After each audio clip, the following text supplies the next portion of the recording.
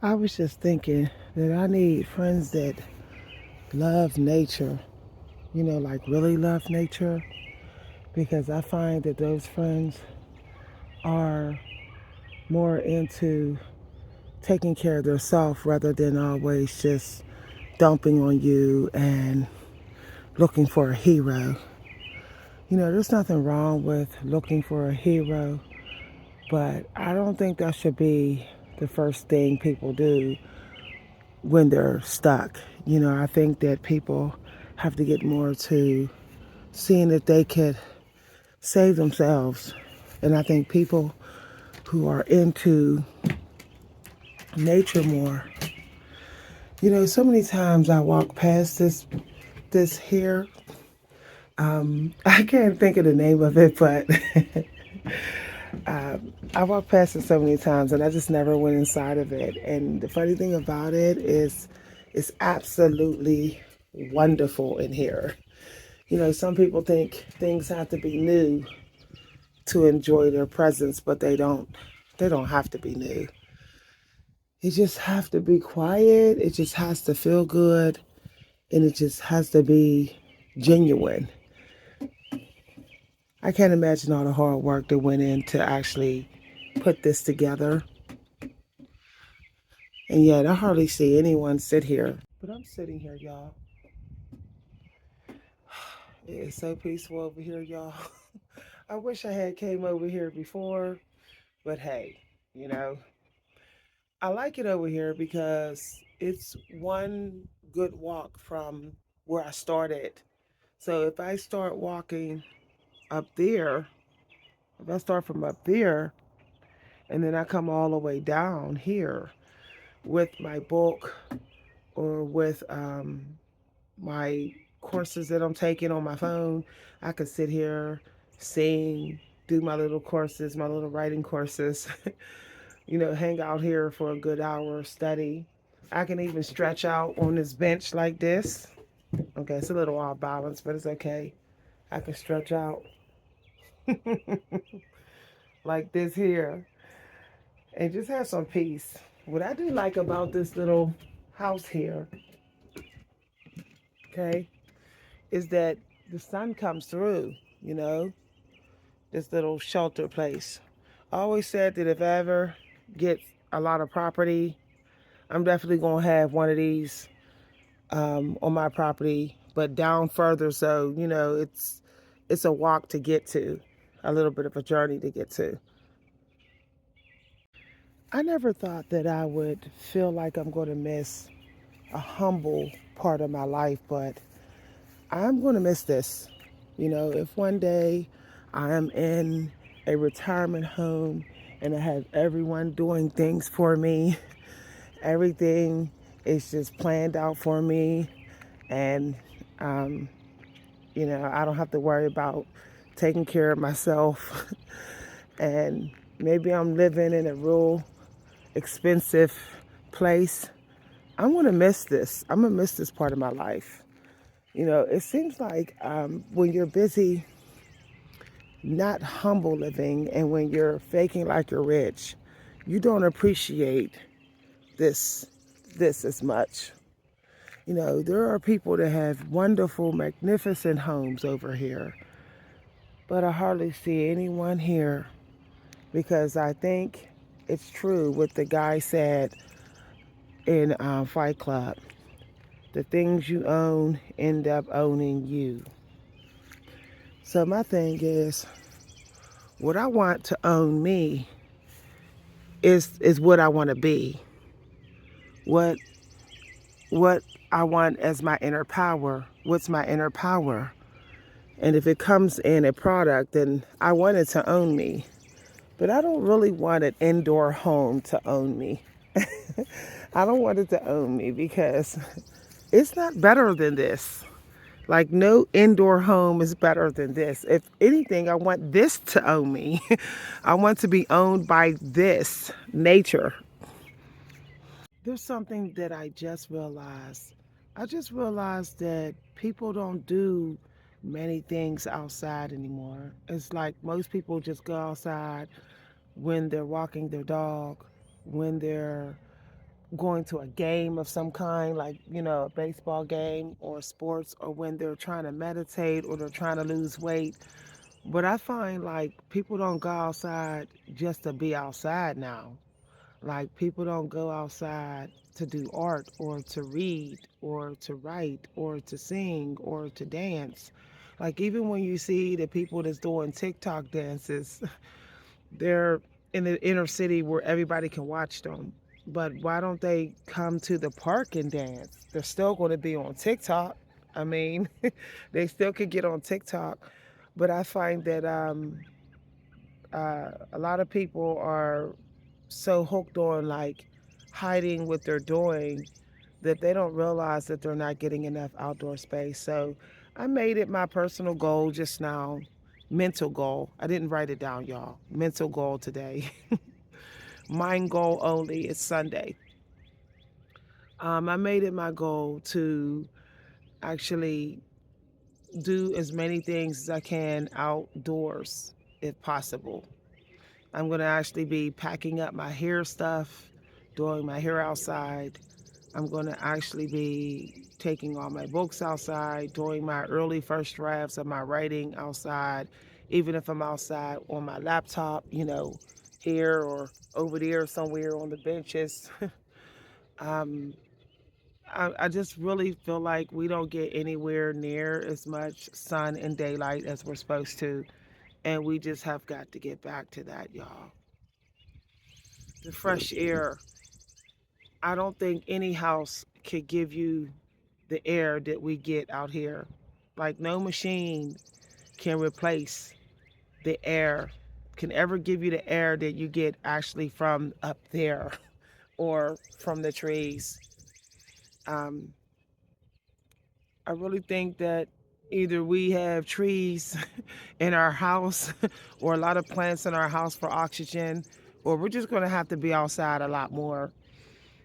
Uh, Today I got so excited about going outside. It was like I was in, first grade, and I'm in elementary school for the first time, and I'm getting to know what recess is like. I feel like a kid out here. It feels good. It's funny how you see yourself differently and you feel differently about yourself when you're outside longer and earlier than you normally are. Normally, I don't even make it outside till like after 8 a.m. And today, I literally got outside as early as I used to, and it's like, this is exactly what I needed. But my mindset about being outside is not the same anymore. For me, it just feels good to be out here. It's not no specific destination reward or anything of that nature. It's just it feels good to be out here. We need to start doing things that feels good. All this award chasing is, I think, is giving burnout because I think that we have to have days of the week where it's like no deadlines. We're just kind of out there, just enjoying, having breath and being outside. This feels so good, y'all, to the point where I don't want to go to any home. I don't care if it's the president's home or the Pope's home. I don't want to go to it. I don't want to go back home anywhere. But, we all got to go back home somewhere unless we're renting the land to sleep out here. I miss going to Raccoon State Park. Um, Even though I only went in September, it felt like I went for months when I only went for a couple days because I don't know about y'all, but I don't get enough Raccoon State Park energy. Not in the north, at least, not where I live at. But this park here, I'm going to miss. I didn't realize how blessed I was to have this park. I thought because I'm humble living, as far as uh, basically looking after generational property and everything, I thought, okay, I'm making a sacrifice. I don't live in my fancy schmancy apartments like I used to. But now I realize it was actually this was meant to happen for me. I was meant to live humbly so that my powers could increase. I guess it was a push from the Creator, and I didn't know, but I knew it felt right. Hmm.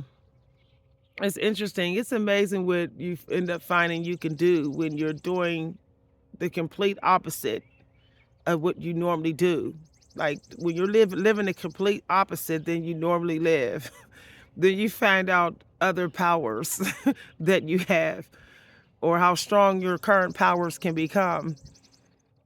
And it's shocking. This is why like people cannot try, people need to stop trying to figure out the metaphysical plan they have. You can only figure out but so much because um, there's resistance in you.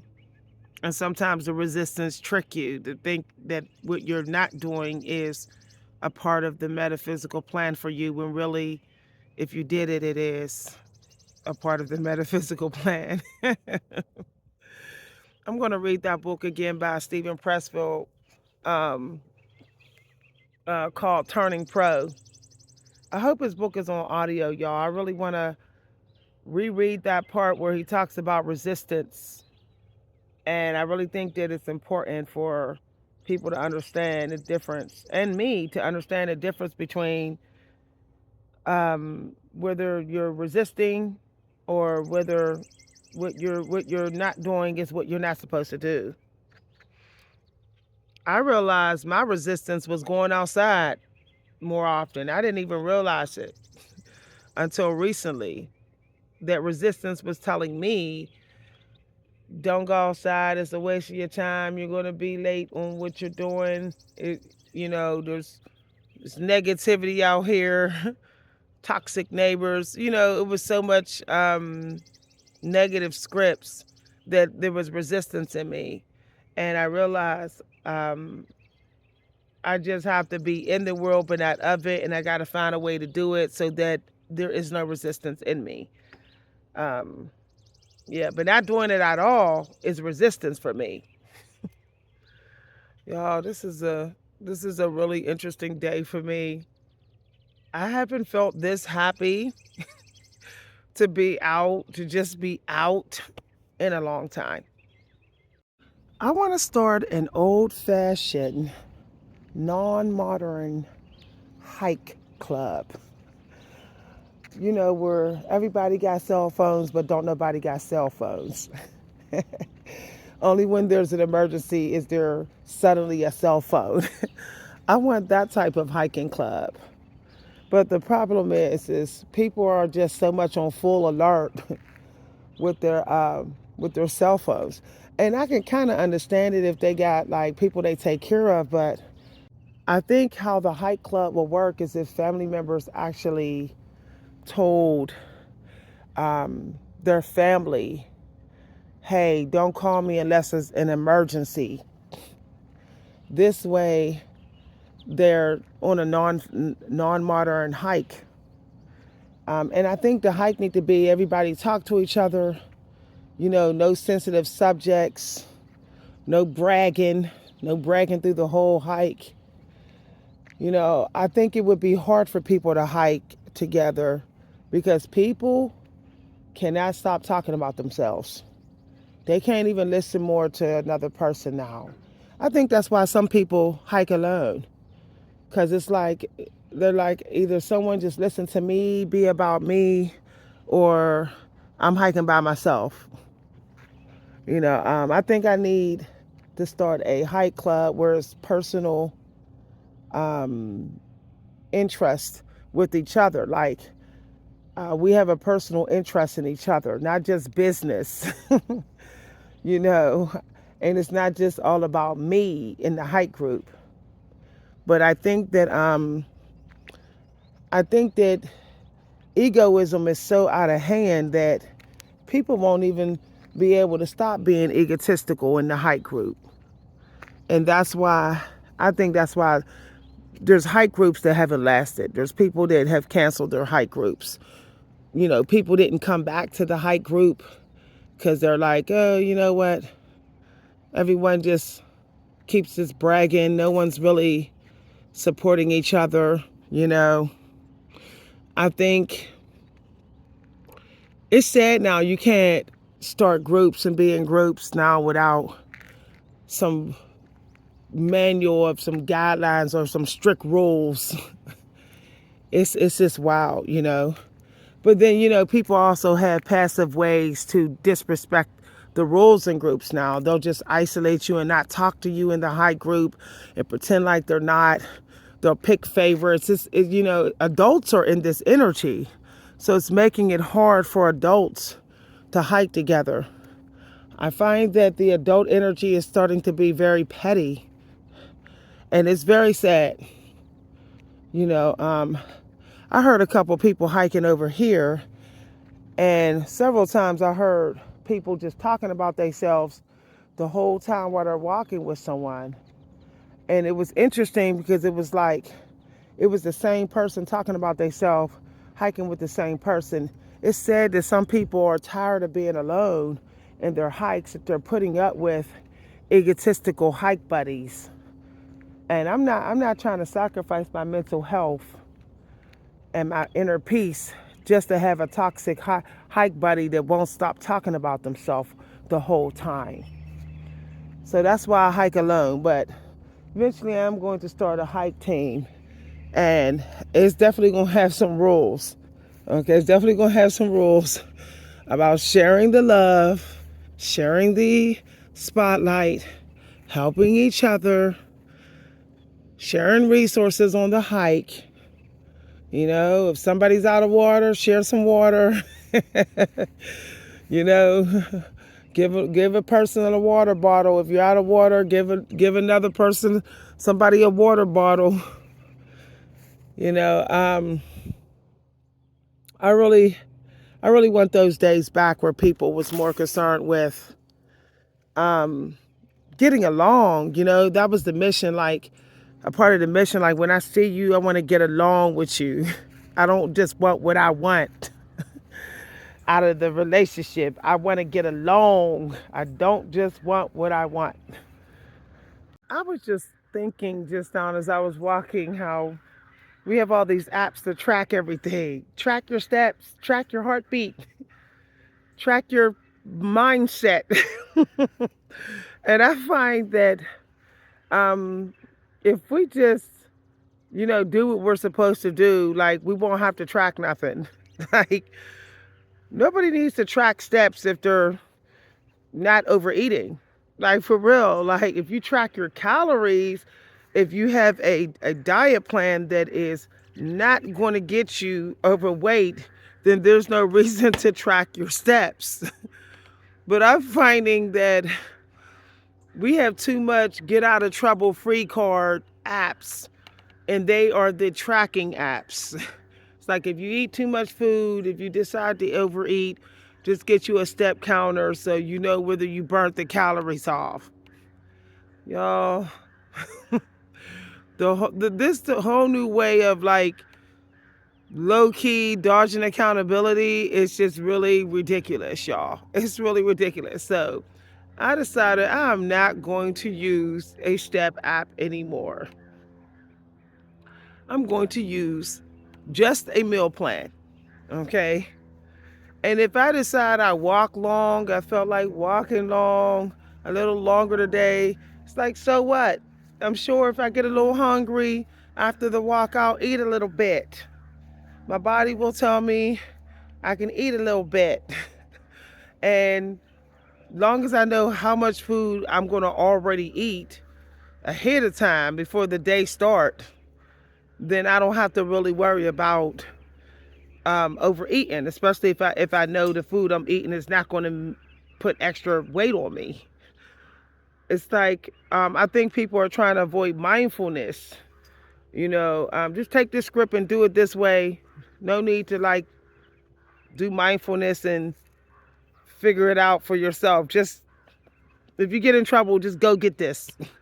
Rather than just making the right decision from the start. I find that is so, it's like kind of like passively toxic, you know, to be like, oh, well, I got a way out of this, so It's like, why didn't you know what you were doing before you did it? It was just something I was thinking.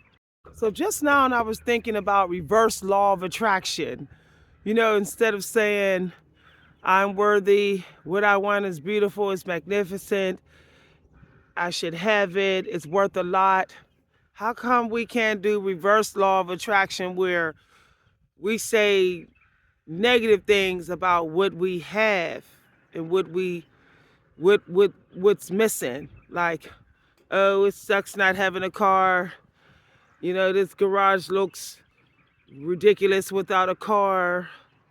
Oh, it really sucks walking everywhere. Getting on the bus sucks. Getting a bus pass is too expensive. Why can't we just do that? That would be reverse law of attraction rather than talking all glamorous about having a car. I would be talking negative about not having a car. Like, I remember that actually worked for me in the past. I was not even saying, yeah, it would be wonderful to have this glamorous job, a glamorous car. I wasn't even doing vision work for getting the things. I was doing reverse law of attraction. I didn't even realize it until I just started thinking about my past just now, how I was um I was thinking negative about the situation because I think that too much negativity puts some sort of alert or warning in the metaphysical space to remove it if you are heavily protected. If your purpose or your energy is heavily protected and you've been through too much already since you was a child, I think that when you speak negative of your situation too much, like you're just always saying it's no good or whatever, I think you will release it and then you will make room for something better to come in. But I think also, um, because the metaphysical space demands balance, it's not going to let all that negative energy just exist. It has to send you something positive, something better. Y'all, this is deep. Okay, there he goes. Oh, he's up there, y'all. He's up there, he's sitting up there. Look at this bird, y'all. Look